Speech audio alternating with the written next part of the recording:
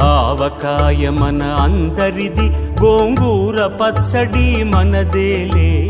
ఆవకాయ మన అందరిది, గోంగూర పచ్చడి మనదేలే. ఎందుకు పిజ్జాలెందుకు బర్గర్లెందుకు పాస్తాలింకెందుకులే. ఎందుకు పిజ్జాలెందుకు బర్గర్లెందుకు పాస్తాలింకెందుకులే. ఆవకాయ మన అందరిది, గోంగూర పచ్చడి మనదేలే.